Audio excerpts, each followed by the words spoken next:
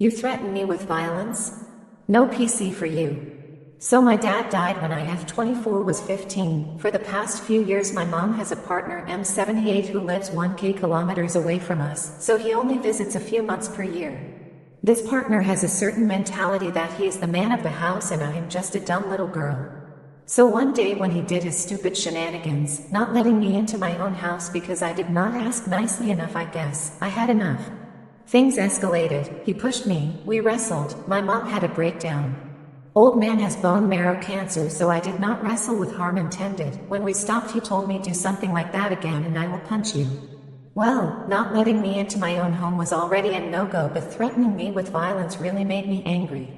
So since my PC is the only one in the house and old man is addicted to his Boulevard News, the Garmin-built newspaper, I decided to change the password.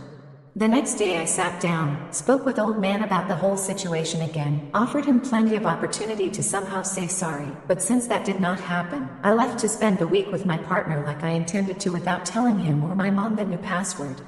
Needless to say, if he ever actually punches me I will break his weak bones.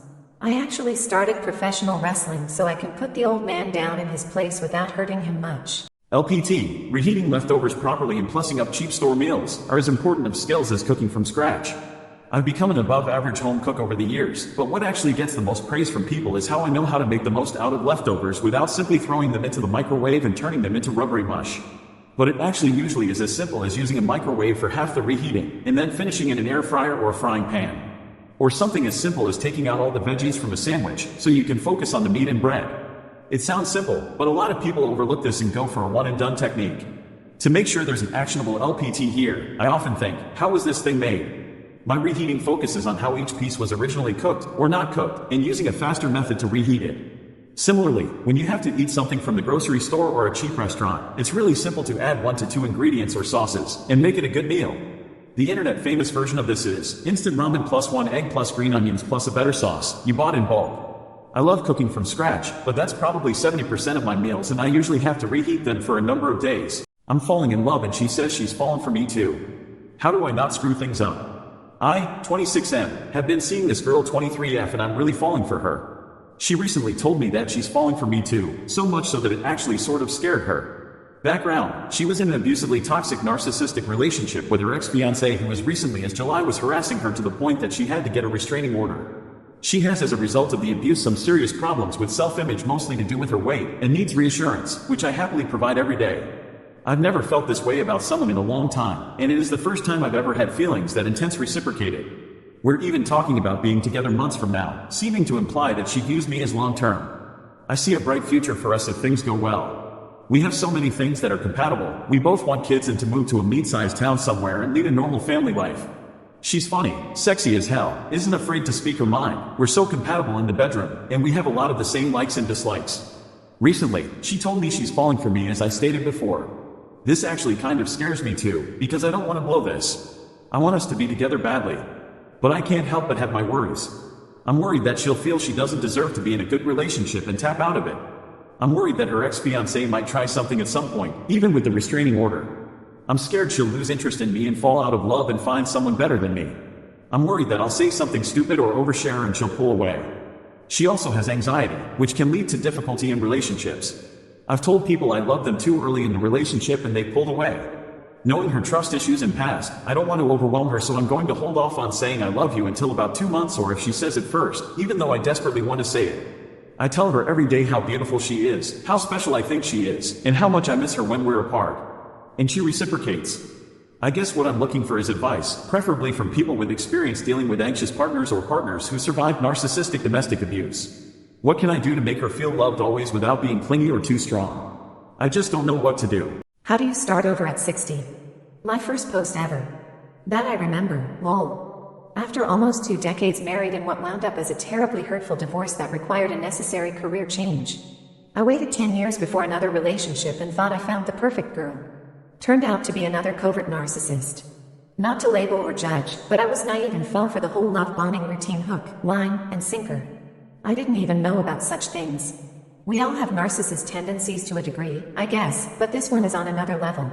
I was stupid enough to give up a 10-year-old company that I built from scratch to help her with her business. I moved in with her too. All seemed great for several years, and now that her company is prospering, she has shown her true self. I am constantly criticized, belittled, and devalued. I truly feel I couldn't be more loyal, committed, or hardworking and thought we were in love. I realize now that I must be crazy to put myself in this position of having a girlfriend be your boss and landlord. I know I need to leave, it's only going to get worse, but I don't have the resources or specific career experience for a sensible transition. I have a felony record from being with a druggie after my divorce. I don't drink, to speak of, don't smoke, or do drugs. I am also older with some serious developing health issues that have me pretty concerned and scared, honestly. I realize I did this to myself, to a degree, but I just don't know how to start my life over at this late point in life. I consider myself an entrepreneur that is willing to do whatever it takes to succeed, but when you're my age and in so much physical pain, it can be a real challenge. I can handle a challenge, but just not sure where to begin. I'm open to positive suggestions if anyone has real-world advice. Thank you for reading. This is hard to share. I feel like the kitchens and bathrooms need to be regularly redone and look totally new to retain your home's value norm as an example of how superficiality reigns. The most important thing about a house, in any rooms therein, is that it's structurally sound, safe, to code, and clean. That's it. Anything beyond that is preference and is unimportant. The fact that people are told to shell out ungodly amounts of money to remodel and update their bathrooms and kitchen every 5 to 10 years, because they won't be able to sell their house if they don't, is ludicrous. They're the most expensive rooms to remodel, and all we're doing is shelling out tons of hard-earned money to make it look more trendy. It doesn't always result in an actual improvement, just a perceived improvement if it fits a preference. Even moderate improvements, like making it feel more spacious or naturally lit, have little impact on how intact, clean, and decoded it is. People want this to be done when they buy because, unsurprisingly, the expense of doing it themselves is something they want to avoid. So it becomes who should shoulder the burden issue. Emphasis on the word burden. So if you don't do it, people expect you to lower the selling price to compensate them for the remodel. They then act like they have no choice but to do. How this has such an impact on ROI and marketability grinds my gears, because I feel that it just speaks to how superficial and fastidious people are, nothing more, and it gets perpetuated by the people who profit from it. I just found out my cousin stole my inheritance that my grandparents left me. Was 10 years ago. My cousin was able to gain power of attorney over my grandparents' will. My grandparents told my 3 brothers and I, we were living with them for 6 years until they passed away, that we would be taken care of after they passed away. I was 15 years old at the time. They told us about life insurance and how all of it worked. When we were all in the nursing home visiting my grandma for the last time, I overheard my cousin in the hallway talking about paperwork. They had mentioned she was the power of attorney and needed to sign some things. After I looked up the definition, I wondered why she was in charge. No one in the family really even likes her. A few years after I asked my cousin what my grandparents had left me, she met me in a local Walmart and gave me 2 shotguns from my grandpa. I asked her what a power of attorney was. She gave me a half-hearted answer, even though I knew the definition. After I told her what my grandparents had told me, she told me there was nothing left and didn't know what she wanted her to do about it. She was never well off, no one in my family is. Since then, she now has 2 brand new cars and has had 3 new construction homes. My brothers and I became homeless after my grandparents' death, because we were living with them, and struggled for a big portion of our lives to recover and get on a decent life track, while she sent her kids to universities which they all flunked out of. Not sure how to handle this information, or if there is anything I can do. Feeling like I can't trust anyone and don't want to ever go to a family function again in my life. I guess everyone knew but me and my brothers. Should I just let it go and move on? Reddit, I am in love but too afraid to say it. What's a girl to do? Hi friends.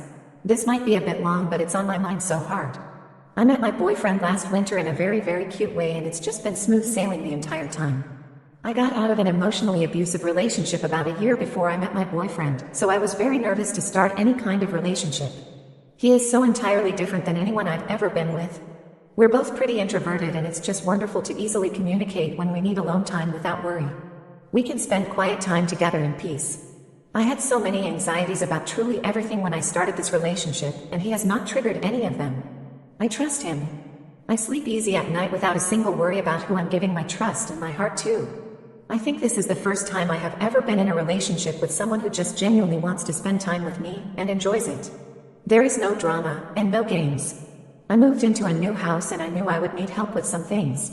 He was there in his big truck helping me get firewood on day 1. He's the first person helping me snowblow when I'm stressed out. He's given me rides to buy a new car and sell my old one without hesitation. The man shows me he loves me all the time. We have been together about 10 months, and I am really in love with him. He is home. But I just cannot work up the lady balls to tell him I love him, mostly because things have been so smooth that I'm afraid to mess them up. He's also a fairly reserved man, and it takes some coaxing to get him to share his feelings. I am the same way, and this isn't a problem. He hasn't said he loves me either. I do feel like he shows it all the time though, and all my friends who know us have told me to just effing say it. He feels the same. We have made plans that are far away at this point, and I have met his family. He keeps his snowmobile and a bunch of other things at my house since he lives in a small studio, and we have joked but kind serious talked about him moving in at some point, but we both agree we would like to be together for at least a solid year before that happens. I know it's my last relationship anxiety talking, but sometimes I feel like I'm just waiting to realize this is too good to be true. But I never do, and everything is just so good between us. So, my friends, how do I get the courage to tell this wonderful man how I feel?